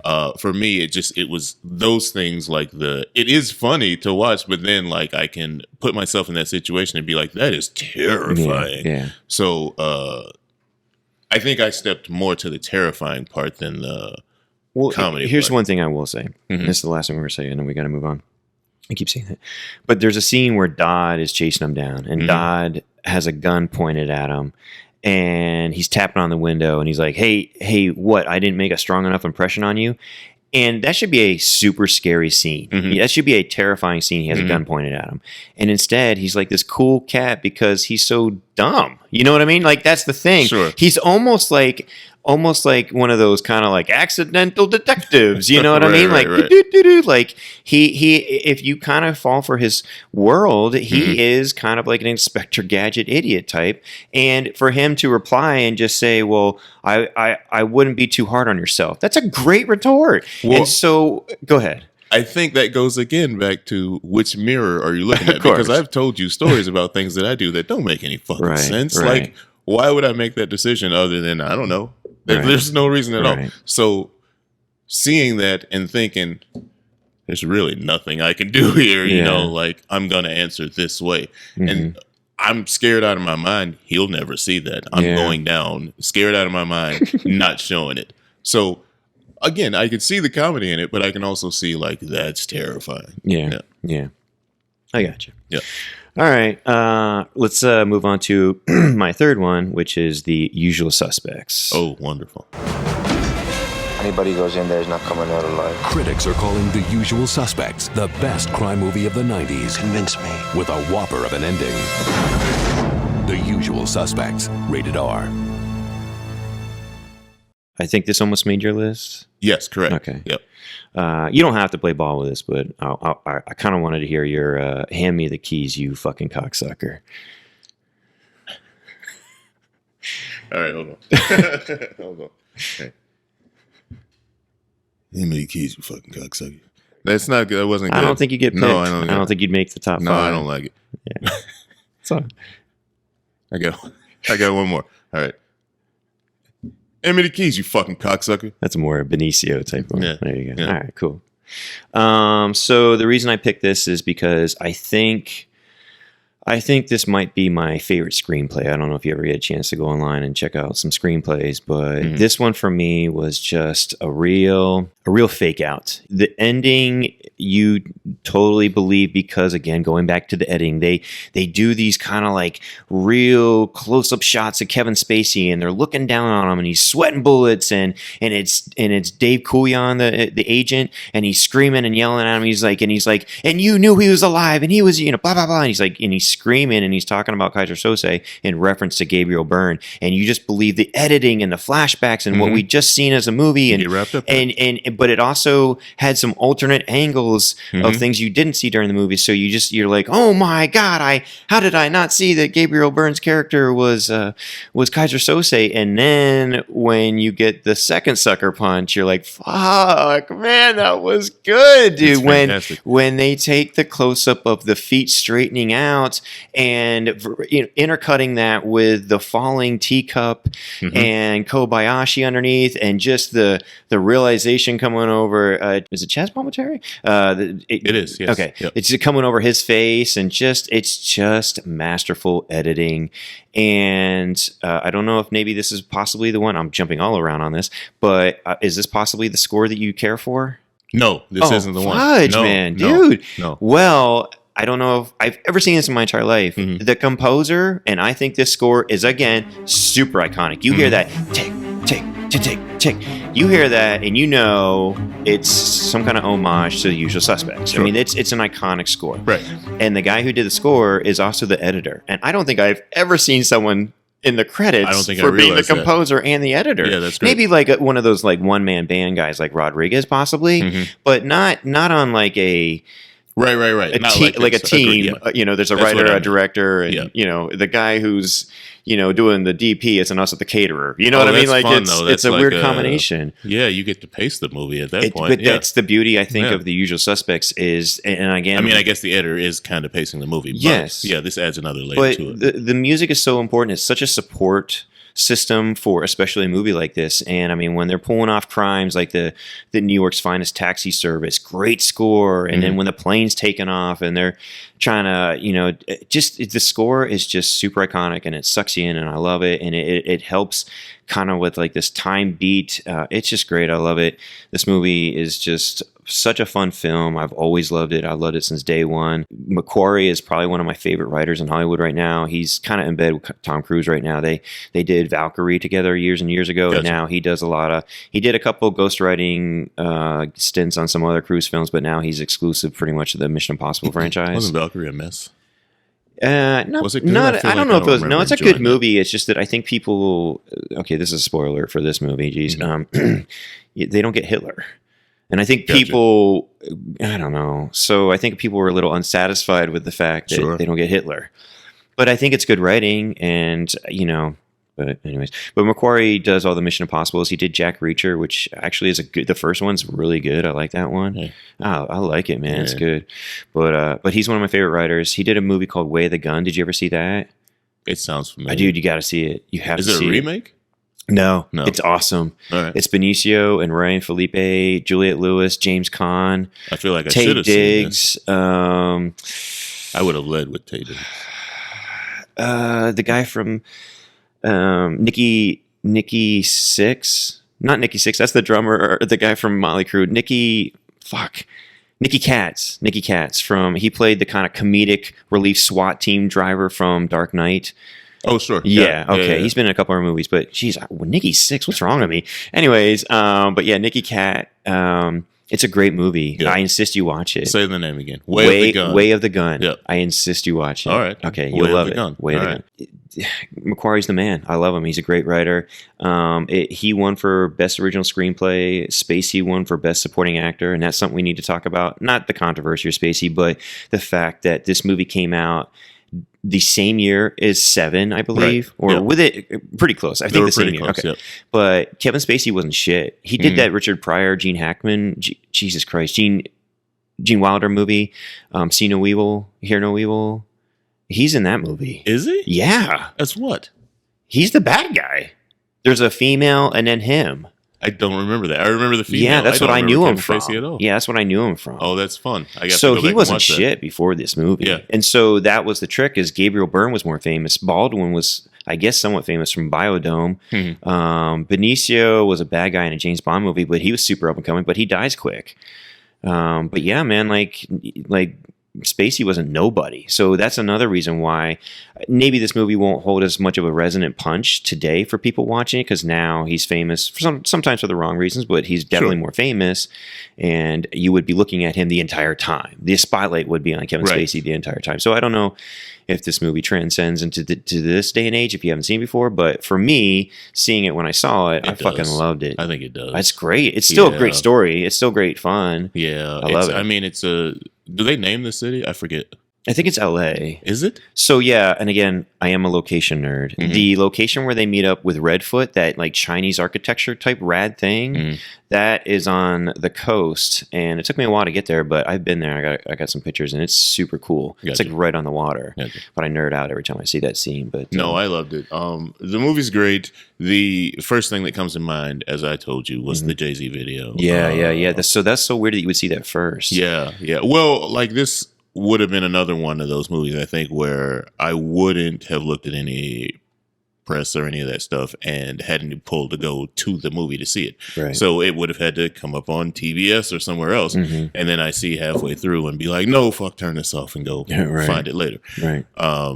So I think I said that watching that Jay-Z video kind of ruins it for you, but it doesn't. It 100% doesn't. Like, you get it. You put the two together after you watch it, because I watched it again, and then watching the movie, there's not, you just are along for the ride again, even after you've seen it. I've seen it 7 or 8 times. Yeah, of course. Like, it's a fun journey. Of course. And it's one of my go-to movies. It's a fun flick.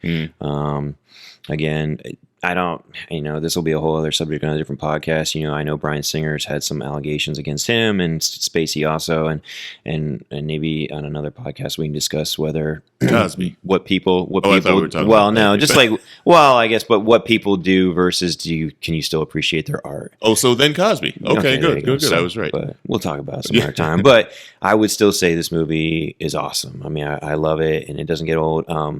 Just a couple of things. This is another Polygram Pictures movie. I just want to bring that up.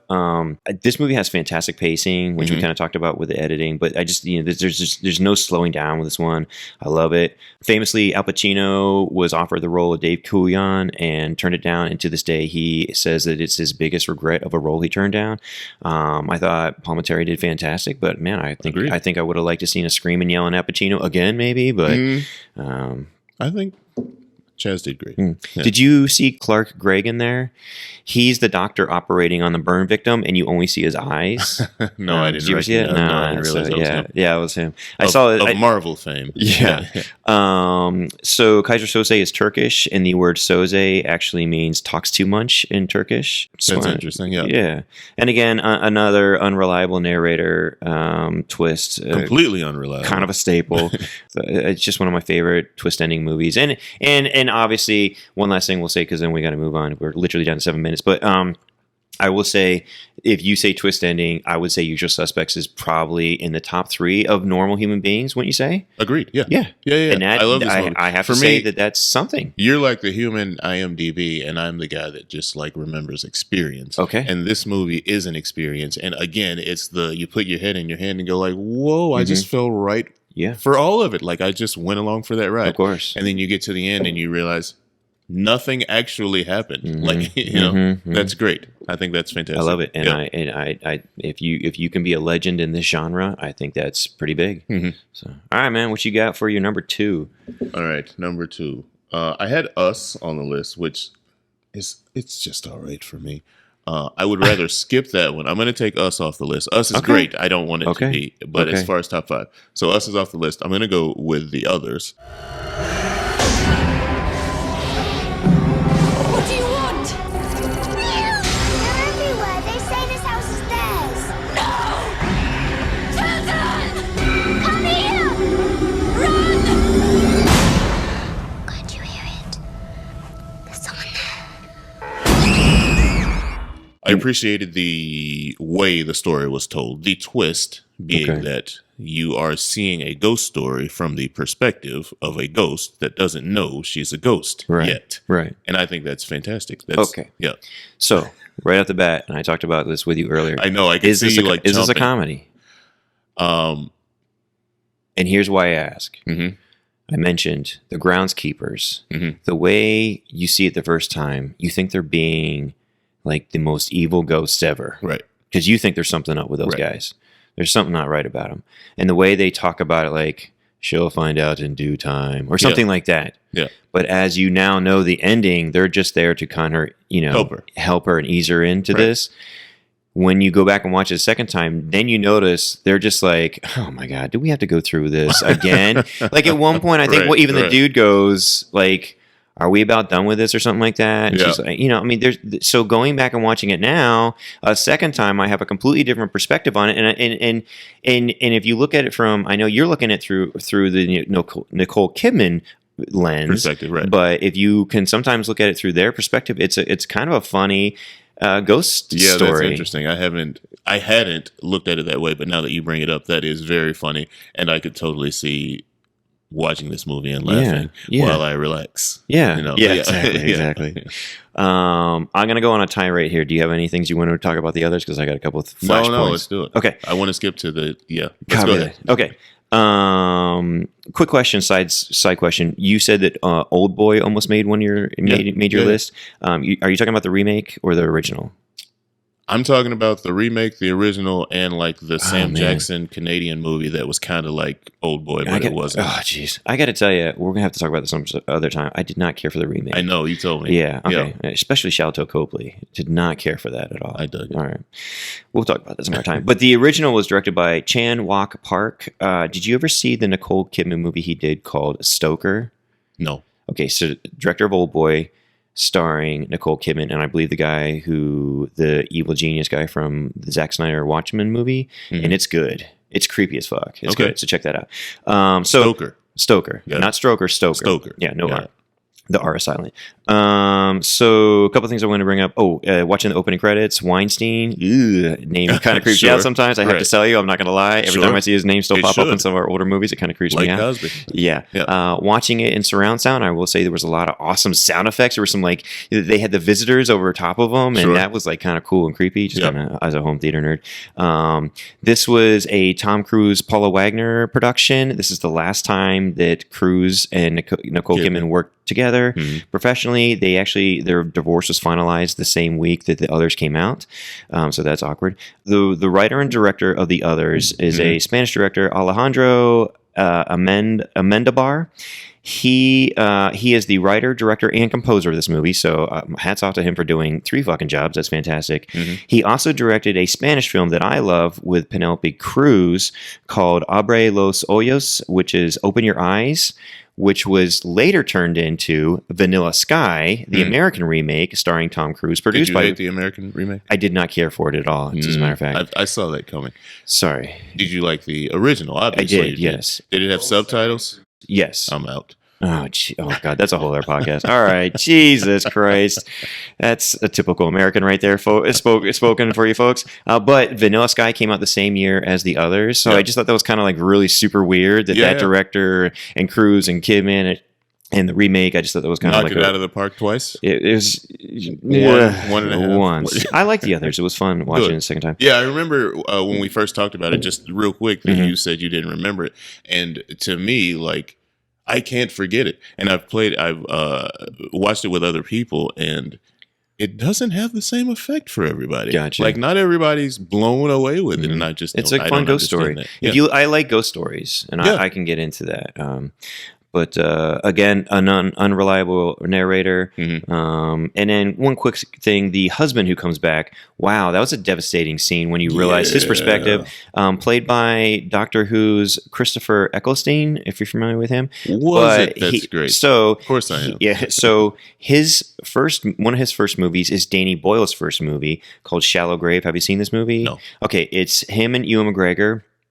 And a female, and they have a loft, and they have to have a fourth person come in, and the fourth person comes in, they interview him, and he does great, and then he ends up dead the next morning when they wake up, and he's dead next to this huge suitcase of money, and they decide to keep the money, and these gangsters come after him. It is a fucking awesome movie. It's very Hitchcock. Eccleston is in this? Eccleston, and everyone turns against each other. It's a real kind of like, almost kind of like a Hateful Eight. Like they're kind of trapped in this like, you know, situation together. But it's a young Ewan McGregor.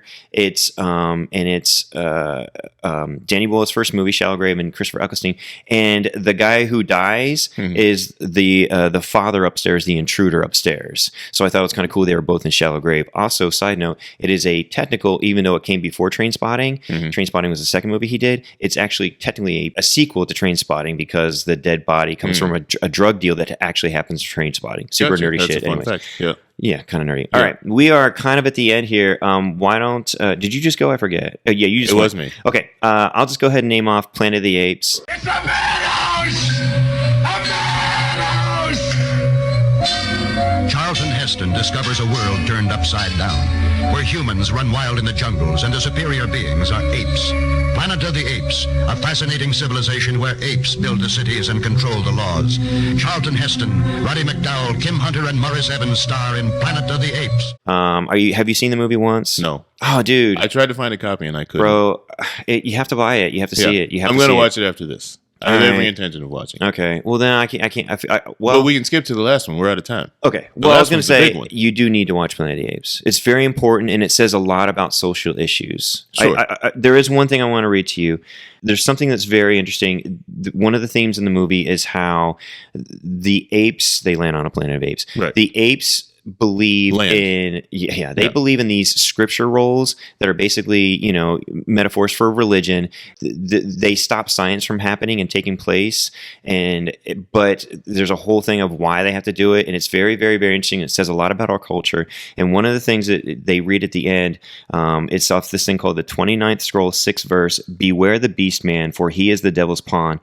Alone among God's primates, he kills for sport or lust or greed. Yea, he will murder his brother to possess his brother's land. Let him not breed in great numbers, for he will make a desert of his home and yours. Shun him, drive him back into the jungle lair." He's reading this off to the future spokesperson of the NRA, Charlton Heston. And this movie came out in 1968. And once you watch the movie and you see how ahead of its time it was and speaks to kind of the shit that we're in now and how people aren't as nice to other people as probably they should, I think it's a very important movie. And it's definitely a dope ass mic drop ending. I mean, the last shot is the twist. Well, I know the twist, and even though I haven't watched it, which is another reason, my opening parameters were keeping in my lifetime so that it hadn't been spoiled. This one, obviously, because it's so major, so famous, big, so it's important. It was Spaceballs and right, Simpsons. Exactly, which I love Spaceballs. So that might be the reason why I never watched it, because I was like, yeah, they're on Earth. They're on Earth the whole time. It's fine. So I'm going to watch it. Please do. We can talk about it. It's good. I'm going to watch it. Okay. Right. Do you want to go with your last one? Sure. Or are we sharing one? That's fantastic, man. I'm going to grab my heart. That warms my heart. Yeah. All right. Well, go ahead and say it then. Psycho. Yeah, man. 1960. Psycho. Yeah. Alfred Hitchcock's greatest shocker. See the version TV didn't dare show. No one admitted except at the beginning. Psycho. Rated M. Suggested for mature audiences.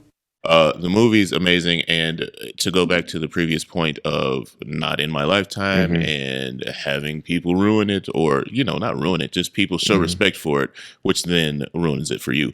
But I watched it this time, and this will definitely go back to the comedy thing. I think the mother, when she kills, is comedic. That is hilarious. Okay, like especially the one when. Does she kill the guy at the top of the stairs? Yeah, she's the detective. The detective at the top of the stairs. Like the way she comes out, the way she's moving. And I know it's all on purpose. Right. I just think it's so funny. It's funny. That cracked me I'll have up. to maybe try to watch that too. And I love going back. First of all, just for me to say Psycho is my absolute favorite horror film of all time, period. It created the slasher genre. I mean, that's a huge claim that you can lay down for that movie. Obviously, it's one of the most idolized horror films. It's one of the most important films. It's the most iconic. Hitchcock, who arguably might be the most famous director of all time, so to say that this is his most famous movie, it's the Statue of Liberty of horror films, and it's a work of genius. For a young kid, for me, I never saw the ending coming. I had never seen a movie, where, again, we see it so popular now, especially with Fight Club and all the other movies we just mentioned, and Memento, and just, we had never seen someone with a different type of personality that was struggling with reality and what they had created in their head. And so it was just way ahead of its time. I don't know if you know this. It was based on Ed Gein, the serial killer, and he was also the inspiration for Texas Chainsaw Massacre and Buffalo Bill. I don't know if you knew that. But I didn't. He must have been pretty prolific. He was pretty bad. Yeah, he was pretty bad, and they're all based. Leatherface and Buffalo Bill and Norman Bates are all based on things that Ed Gein used to do. Wow, that's crazy. Not to end this podcast on a damper of a note, but I mean, it's Psycho. It's kind of a downer. But I'm glad you moved it up to 1, man. Well, I wouldn't say up to 1. It's in the list. Top 5. Yeah, top 5. And this is the score that got me. Fantastic. Score, Bernard Herrmann. Fantastic. Oh my God. So good. It really moves the movie. Like, it's amazing. The movie does not go the same without this guy's score. I talked about it with some of the keys for Howard Shore, and I talked about some of the, like, you almost felt like that woodblock ticking with Usual Suspects, but Bernard Herrmann, what he was doing, you literally felt like you were getting stabbed by a knife. Yeah, it was fantastic. And it's the biggest compliment that a score can get sometimes. Sometimes subtlety is great, but when you feel like you're being murdered by the score, fuck, that's great, man. Yep. That's fantastic. And again, super iconic. One last thing, because we got to wrap it up.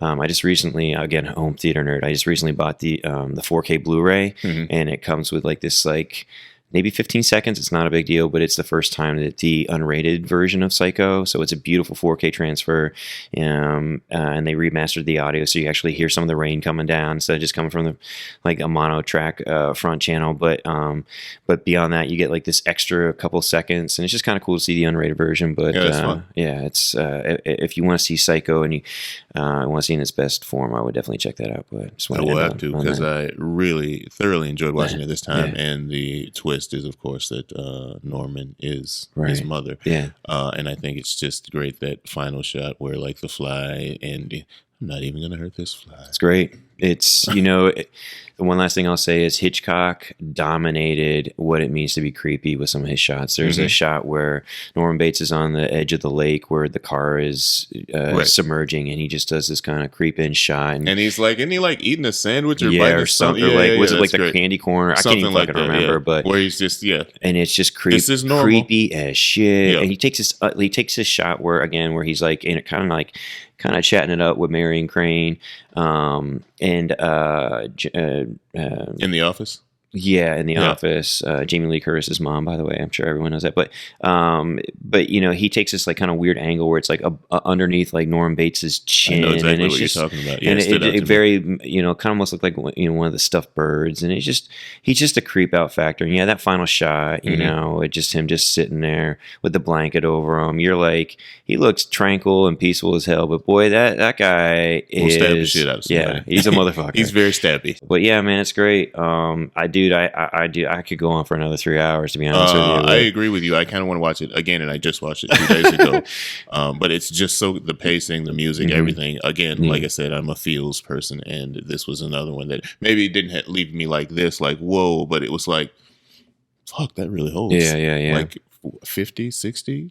Yeah, and that's the other years thing. later. That's the other thing is, I would say one of the reasons for me that it was the number one, and this is how I'll end on it, is that pretty much everything that we just listed today, I would say owes a huge debt to Psycho. Even movies that probably are runner-ups, and a lot of other movies, I would say, owes a lot of debt, whether it's a slasher movie or whether it's the bait and switch, literally the baits and switch. Oh, yeah. I would say it's there's a lot of movies that owe a huge debt to Psycho. And so dude, I can't thank you enough for coming on the podcast and talking this stuff. I can't wait to do a couple more with you, I'm sure. Wait, are there no honorable mentions? What the heck, man? We're out of time, dude. Dude, I don't even talk about The Boy. That makes me sad. The Boy. Yeah. It's not a great movie, but if you see that twist coming, you're a better person than me. All right, I'll have to check it out. Who directed it? I forget. I don't know. It's not the... Oh, I'm thinking of something else. I'm thinking of The Butcher's Boy, which is... No, that's not it. Okay. This is a movie about a doll. Oh, jeez. Right. It's great. Don't go by that. It's a good movie. All right. So we're ending this podcast on The Doll, starring Sandra Bullock. Starring Sandy Bullock. Cool. That's great. All right. Hey, dude, seriously, thanks for coming out here, man. And I appreciate doing this podcast. All right, man. All right. Dude.